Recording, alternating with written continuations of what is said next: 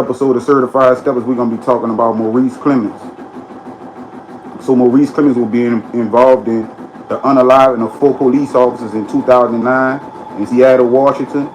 So the officers will be from the Lakewood Police Department. And this will happen November 29, 2009. So on November 29, 2009, 4 police officers of Lakewood, Washington were fatally shot at the Forza, now Blue Steel coffee shop located at 11401 Steel Street, 108 South Parkland. He is identified as 37-year-old Maurice Clemmons. We are told that he has a history of run-ins with law enforcement. And again, authorities releasing his picture just several hours ago as a person of interest in this case. We're told that detectives say they have reason to believe that he was in the area earlier today. Meanwhile, hundreds of people have been to this area since the shooting earlier today. They've brought flowers and notes saying things like, "We miss you," showing their support of law enforcement in this community. They're bringing flowers and stuffed animals, some of them lighting candles. And just about 2 hours ago, they watched as the bodies of the 4 officers were removed from the scene. Police officers and firefighters, members of the community, coming to line the streets here and pay their respects as those officers left the scene for the final time. They're putting their lives on the line all day, every day, protecting us, and then some lowlife's got to come out and do this. Under cover of darkness, SWAT team members detonate a flash grenade outside the Clemmons home. They enter, but find it empty. We're told this woman lives in the home. She was questioned by detectives, but refused to talk to us as she drove away. Throughout the day, investigators tracked down various leads, most of them coming up empty, until this break. Police discovering this pickup truck abandoned in a supermarket parking lot on 133rd Street, matching the description of a possible getaway vehicle. That truck is registered to Maurice Clemmons. Here in Clemmons' neighborhood, people say he appears paranoid with up to a dozen surveillance cameras set up around his house. At the same time, neighbors say police have been routinely watching him. When I pull up, there'll be undercover cops sitting all the time. Just surveillance, just sitting, literally right by his house. Not trying to be nonchalant or anything, just blatantly, we're sitting here watching you. One day earlier this year, neighbors tell us Clemmons went, in their words, berserk, attacking a neighbor who's also a retired police officer with a rock during a bizarre rampage. Went around smashing windows, car windows, throwing rocks, and I guess police were called and they had to chase him to arrest him, so it's somebody who's very unstable. Police say the man wanted in the shooting of 4 Seattle area police officers was not in a house they had surrounded overnight. Police spent hours outside the house believing 37-year-old Maurice Clemmons was there. We're not absolutely certain he was ever inside the house. We just know he was at the house. Negotiators used loudspeakers, explosions, and even a robot in their attempt to communicate with Clemmons, but never heard anything. At that point, the SWAT team moved in and made entry. They cleared the residence, and the suspect was not in there. Police say Clemmons went to a coffee shop in Lakewood Sunday morning and opened fire on the 4 officers who were catching up on paperwork. Clemmons has a long criminal history, including a long prison sentence commuted by former Arkansas Governor Mike Huckabee. He was recently arrested for allegedly assaulting a police officer. Police believe one of the officers at the coffee shop was able to wound Clemmons. The killings have rattled the community. A solemn parade of police cars escorted the bodies of the dead officers from the crime scene, and they have been publicly mourned. I can't imagine. These are fathers, wives, mothers, good people, and it's just such a tragedy. We want this suspect in custody as bad as anybody. He's obviously a danger to the community. He's a danger to police officers, and the quicker we can get him into custody, the better for everyone. Police say it's possible Clemmons is still in the neighborhood. Officers have been crisscrossing the Seattle area, chasing one lead after another, hoping to find Maurice Clemmons. He is our suspect. We are not looking for anybody else. He's no longer a person of interest. He's our suspect. Police say Clemmons was shot by one of the officers yesterday and that they've been following his blood trail and sightings. Police surrounded a house in Seattle's Leschi neighborhood for 12 hours last night and into this morning. He got away. We're not absolutely certain he was ever inside the house. We just know he was at the house. There's medics standing by, and we don't know how we're going to find him. He may be deceased from his gunshot wound. That's yet to be determined. This as mourners flock to the scene of the deadliest attack on law enforcement in Washington's history. Flowers, cards, now outside of Forza Coffee Company, the place where investigators say Maurice Clemmons killed 4 police officers preparing to start their Sunday shift. Just sad, and I can't imagine. I mean, these are fathers, wives, mothers, good people. And it's just such a tragedy. Witnesses say the gunman flat out executed 2 of the officers. A 3rd officer tried to stop him, and the 4th fired at him. One of them managed to fight his way with the suspect, fight all the way out the doorway until he was shot and died of a gunshot wound. Investigators don't believe these 4 officers were targeted specifically. We're getting reports that he made some comments the night before to watch the news because he was going to go kill a bunch of cops.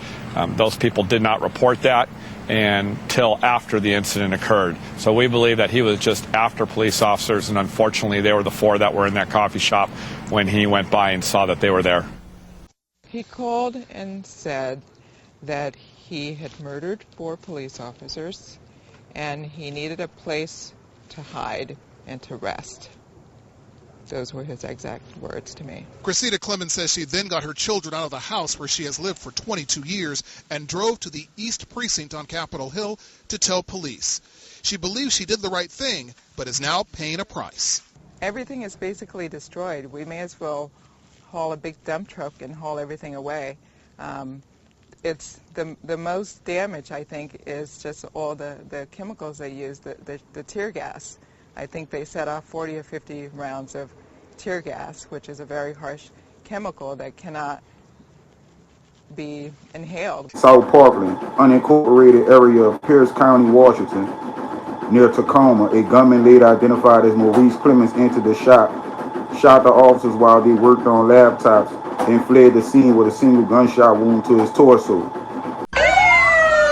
Police are calling it a targeted ambush. This was more of an execution. Walked in with the specific mind of shooting police officers, and no doubt that the 4 of them were police officers. Witnesses say at about 8:15 this morning, a man walked into a coffee shop in Parkland, Washington, and shot 4 police officers. The 3 men and 1 woman were working on their laptops, getting ready for their shifts. The officers were all in uniform, and their patrol cars were parked outside the store. We've lost people that we care about. We've lost people I'm sure that the good people in the community care about as well. Investigators say they are still searching for at least 1 suspect who may have been shot by one of the officers before he was killed. We're hoping that he was able to injure the suspect, which will help us to identify him. The coffee house is in a suburb of Tacoma, Washington, about an hour from Seattle. This is the 2nd incident in the area in the last month in which police officers were targeted. On Halloween night, Seattle police officer Timothy Brenton was shot and killed while sitting in a cruiser. A tip from the public led to an arrest in that case.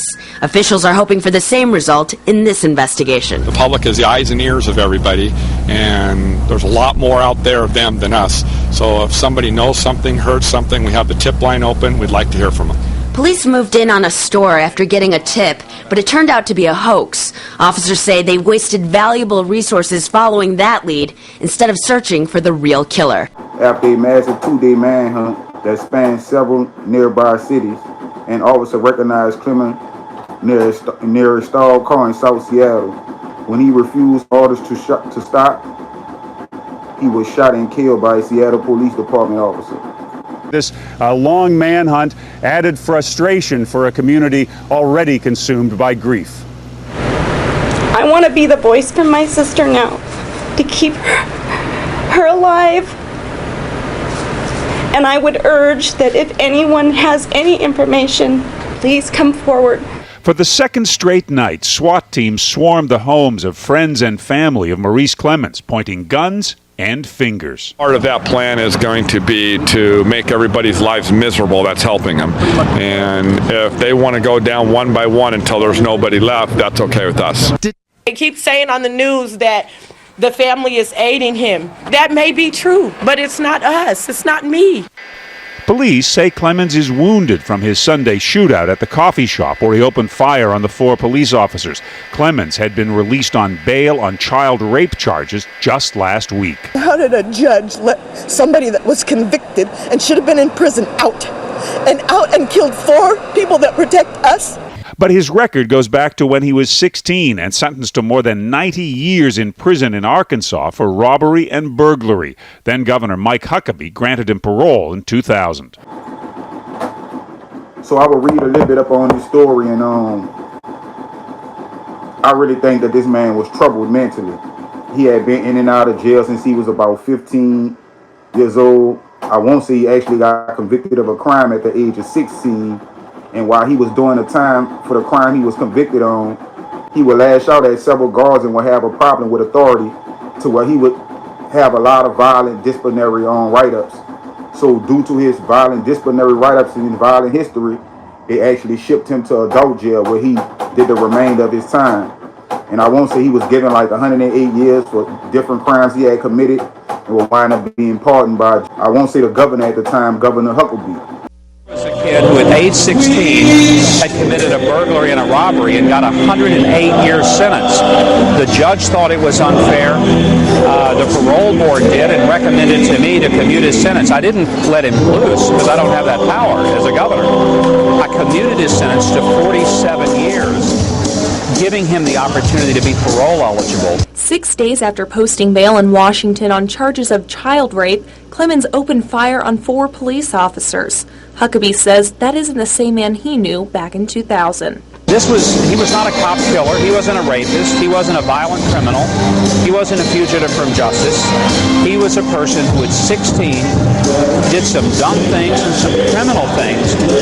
But I don't know of a single person who can look me in the eye and tell me that if they didn't have that same file in front of them, they wouldn't believe that maybe 47 years was a more appropriate sentence for what he did as a minor. Huckabee says that if he had to make that decision again today with the knowledge of what Clemmons was going to do, Huckabee would never have changed Clemmons' sentence. If I had the exact same information in front of me tonight that I had 9 years ago, in a case of exactly the same, I would make the exact same decision. Because I can't imagine that anyone would not. If I could have looked into the future, of course I would. But I couldn't do that. What I don't understand is those who could see some of his actions, the judges in Washington who knew that he had raped a child and that he had had now several psychotic episodes, why he was able to get out on bail, that I can't answer. The message from the governor of Washington is clear. Arkansas doesn't like it, sue me. Governor Chris Gregoire says she will not allow another parolee from the state of Arkansas into her state. You know, I don't care.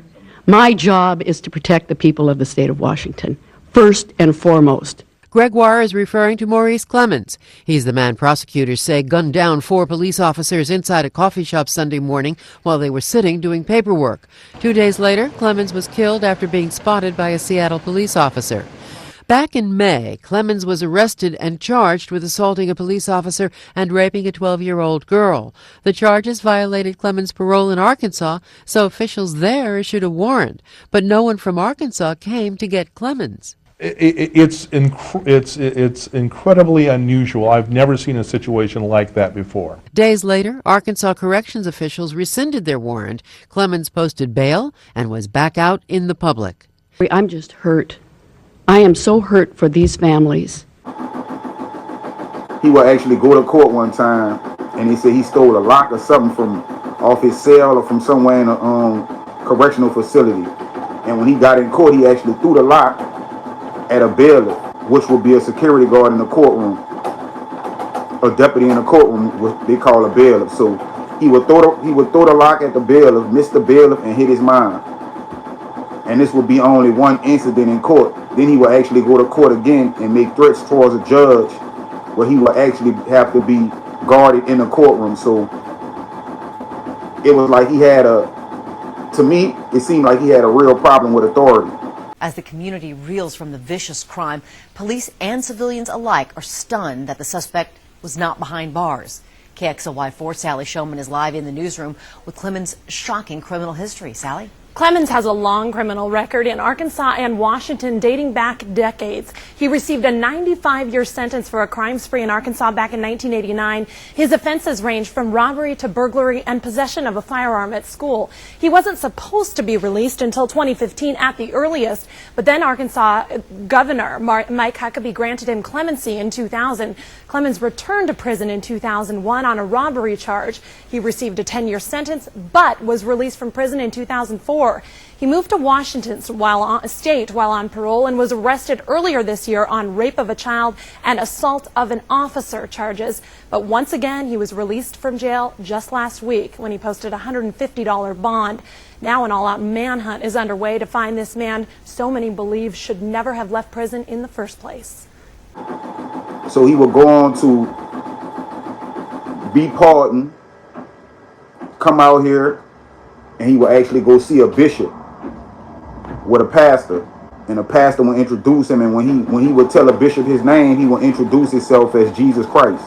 So right then and there, I knew that he had to have some mental problems, you feel me? But when you watch the video, it kind of looked like he was stable, but in order for him to go introduce himself to a bishop as Jesus Christ, then he had some mental issues that needed to be checked. So we have to put y'all in the overflow. The man on the right appears to be Maurice Clemmons, talking to Bishop Bernard Jordan of Zoe Ministries in New York. Clemmons had been following the minister on Twitter, listening to his live chats. According to Jordan, Clemmons drove 3 days across country to attend Jordan's 50th birthday banquet last June. How did you know to come?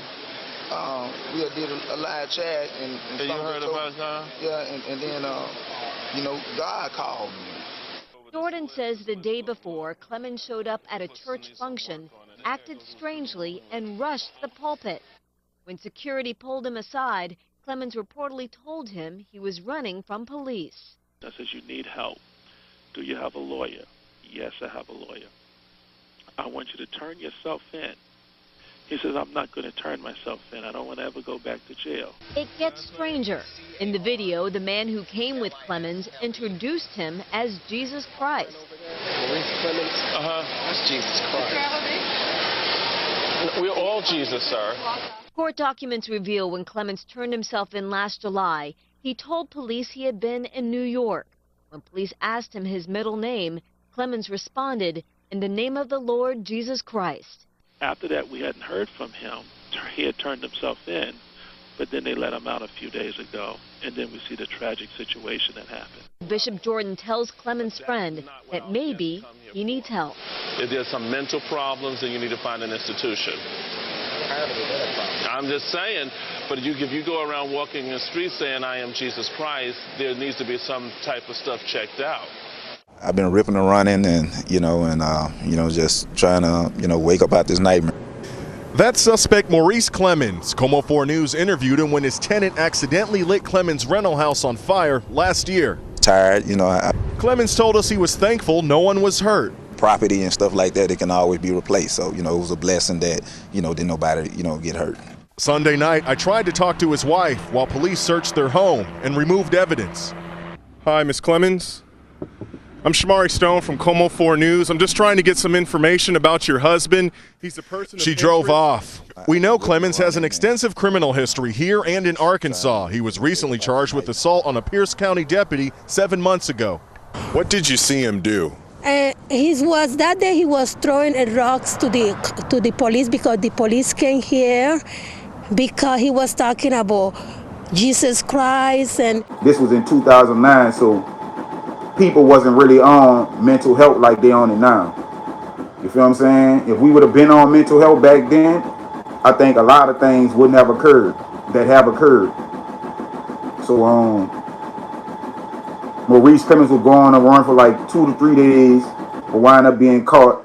He will have a couple people that would be actually brought to jail for aiding and abetting. It would be one of his sisters. I won't say it was his sister. And it was 2 other men, if I ain't mistaken. But I think it was actually 2 women and 2 men that would be apprehended and charged with aiding and abetting a fugitive. LaTanya, we need to talk to you. Remember our conversations last week. You sworn, is that okay with you? Yes, sir. No problem with that? No, sir. Okay. LaTanya Clemmons Nelson, the sister of Maurice Clemmons, is taken into police custody in a Pierce County courtroom for allegedly helping her brother escape from law enforcement. She was ushered from the courtroom surrounded by police and family members. Nothing? No. We have no comment at this time. Okay. I cannot imagine why she showed up to this courtroom knowing police were looking for her. I think we're seeing a level of stupidity and arrogance in this case that's shocking. Before her arrest, Nelson sat in the court weeping as her aunt, Latricia Nelson, was arraigned on 7 counts of rendering first-degree criminal assistance. The 52-year-old Nelson faces more charges than any other defendant at this point. Prosecutors say Nelson not only helped Clemmons, but stopped other people from notifying police. According to court documents, a family member confronted Nelson saying, "It ain't right." Prosecutors say Nelson replied, "It ain't right, but family's more important." Knowing that he was saying things like, "I'm not done yet." Bail is extraordinarily high. Co-defendant Kiana Williams, also charged today, wept as she was arraigned for allegedly driving Clemmons to a house in Seattle's Leschi neighborhood. After court, friends and family of the defendants refused to talk to reporters as they left the courthouse. One by one, they were brought into a Seattle courtroom, all accused of helping suspect Maurice Clemmons evade police following a Sunday morning shooting in which 4 police officers were gunned down. Court documents say Clemmons shot the officers, then was given a ride back to the home he shared with his half-brother Ricky Hinton. Court papers say Hinton then got the help of 2 other co-defendants to get Clemmons out of the area. We are not going to rest until everyone involved in this murder in any way is brought to justice. When you help a criminal, you become a criminal. Authorities shot and killed Clemmons Tuesday morning after he was spotted in a stolen car. Prosecutors arrested 2 more people Tuesday night, also accusing them of helping to hide Clemmons as authorities closed in on him. Clemmons' niece denies the accusation. I don't believe that any of my family members would subject themselves. You would have to be around to know what kind of family members I have. They all have kids too. Nobody wants to subject their kids to that. At the site of the shooting, a growing memorial. Friends, family, and members of the community continue to stop by the coffee shop trying to make sense of the tragedy. Police still do not have a clear motive for the murder of the 4 officers, other than Clemmons was upset that he had been jailed and had just gotten out on bail. No amount of justice is going to be enough in this world. They're going to have to serve their justice in the next, and it's still not going to bring back our heroes. It doesn't surprise me that the car gets stolen because that car is so easy to steal. 25-year-old Harvey Lagon is talking about his family's 1990 Acura Integra, the car that was stolen from the street in front of his South Seattle home early this morning. I heard a car start. So I get up, look out the window, and I see it drive off, so I call 911. That call to 911 was crucial in the events that followed because a short while later, Lagon's stalled car was spotted by a police officer who found the hood up and the engine running. Sometimes you're driving a little bit, it dies. It's not a very reliable car. The officer checked and found the car was reported stolen. That's when he confronted Maurice Clemmons and eventually killed him. Lagon says the Integra has a long history of stalls and breakdowns, but Clemmons had no way of knowing that. It broke down just blocks from Lagon's house. It's not good on the freeways either, so he's not going to get that far with that car. Lagon says it's fortunate that Clemmons didn't steal his sister's car, which was parked nearby. It, he says, is an extremely reliable Lexus. And it got a full tank of gas, too. He wonders if Clemmons would have made a clean getaway, if not for making the mistake of stealing a problem-plagued 19-year-old Acura Integra. I guess he chose the wrong car. All the police officers arrived. When they finally cornered him and brought him to the car, that's when he assaulted the police officer that I could see. Jeff Horning has known Clemmons for 3 years, invited him over for dinner, says he's a friend. How does it feel to know that your friend is a suspect? Surreal, sad. It doesn't make sense. Not the person I used to know compared to what's happened in the last couple days. So, I can't really see why he went in the coffee shop and, did what he did to the police officers, but may the peace, mercy, and blessing of the Creator be with the family of the police officers and the family of Maurice Clemmons, because both sides suffer. I'm quite sure his family wasn't okay with what he did, and I'm quite sure them people still probably suffering today due to that. A lot of them probably had to change their names, you know what I'm saying? It is a family of musicians. Now thousands of dollars of instruments and 25 years of musical notes have been destroyed. Police told her the search was standard procedure, and that's only the beginning of her loss. Our name and our family's name is probably kind of destroyed right now because the picture has been painted that Maurice is some kind of a monster, and the people that assisted him, which are my family members, are terrible people, and so it's kind of an embarrassment. A police officer shot and killed the man suspected of gunning down 4 other officers in a coffee shop in Washington state. The suspect was carrying one of the officer's guns. We didn't want another law enforcement officer ambushed, so the day means to us that this particular person's gone. Maurice Clemmons had a long criminal record. An extensive manhunt was launched on Sunday after the officers were ambushed in a Tacoma suburb. Police expect to make as many as 7 arrests of friends and family who allegedly helped Clemmons elude authorities. 4 are already in custody. The manhunt ended here in this working-class neighborhood in Seattle. Police say an officer went to investigate an unoccupied stolen car that's engine was running. Then Clemmons came up from behind. The officer reportedly recognized Clemmons and ordered him to stop, but the suspect ran. The officer again told him to stop. He wouldn't stop. The officer fired several rounds, took the person into custody. Clemmons died from his injuries. One of the officers he killed in the coffee shop had also managed to shoot him in the stomach. While the manhunt is over, questions remain about how such a violent career criminal was repeatedly allowed to walk free. Clemmons was just released on bail last week while facing charges of child rape and assault on a police officer. Destiny Hinton knew him as her uncle. She put up this cross in South Seattle where Clemmons was shot by a Seattle police officer early Tuesday morning. We're just going to place here. I'm sure it'll be torn down. I'm sure nobody's happy about it being here, but he's still a human and we're still his family. And they are devastated. A picture showing Clemmons' dead body laying in the back of an ambulance is now circulating the internet. Uncovered my uncle's body. I don't even have a word to say what it is, but it's really hurtful. My son is hurt from that. My family's going to be hurt from this. It's just really hard. It's a photo we have chosen not to air. First responders say they're trying to figure out who took it, but Hinton believes this is punishment. The statement the police made was true, that they're going to make our family suffer for what he did. But it was real crazy, man. What up, Brody? I see you, you heard me? But y'all get in that comment section, man. Hit that like button, make sure the notifications turned on. Hit that subscribe button and stay plugged, man. Slum 1200 GGI Mafia. Like I was baby now. Niggas say they pull up and spray, wasn't no saving it. Shit, I'm out here trapping, no capping, trying to feed my baby now. Yeah, I keep the 50. You dig your grave, I'ma lay you in. I ain't with the back and forth beefing all on the internet. I'ma catch you lacking in traffic, nigga, and leave you there. Shit, I know some niggas will cut you, split you from ear to ear. Cut to the gristle, my nigga.